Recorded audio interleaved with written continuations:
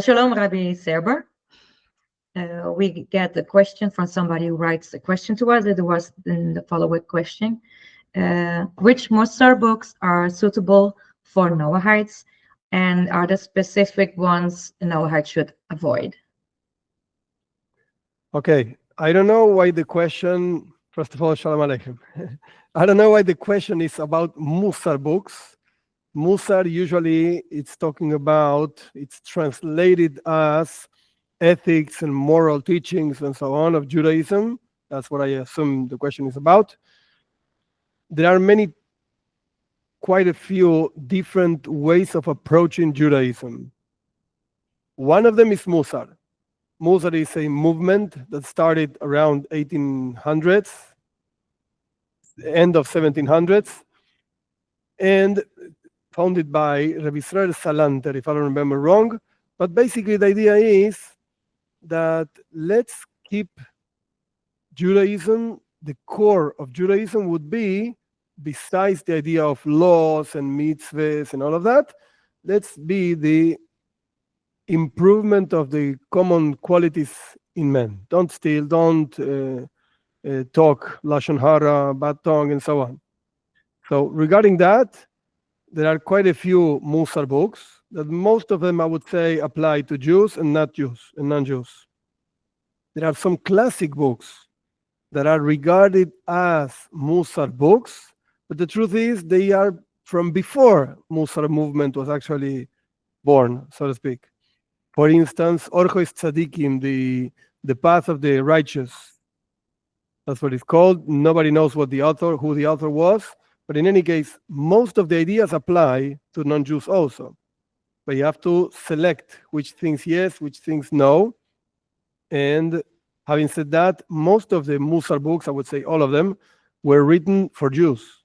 So all of the books, you're going to find things that do not apply to non-Jews in all of them, because there are no Mussar books for non-Jews. You have the Duties of the Heart, Choivas Alevois is also a very classic book, considered as a Mussar book, but Mussar didn't exist at the time. Rabbeinu Bechaye, 1300s. You have an interesting book, which is not a Mussar book, but I think I would recommend that book. It's called Sefer HaChinuch. Sefer HaChinuch is a book of education. Also, the author is not known. People say that Rabbi Aaron Alevi in Barcelona, 1300s, wrote it for his son, that explains each one of the mitzvahs, each one of the commandments, and very common. He brings ethical and moral teachings that derive from the different commandments. I would say those are the classics. Now, modern Mussar books, I happen not to know, because I'm not a Mussar follower. I'm a Chosid. I try at least. I try to be a Chosid. So I don't know Mussar books in a modern way. There is another book which is very interesting, which is also a classic, which is also considered a Mussar book, but it's not. Toimer Dvoira, at least the first chapter by the Ramak of Moshe Cordovero. That's another Mussar book, known as Mussar book, but it's not Mussar. I don't know. Those are the things I can think of now.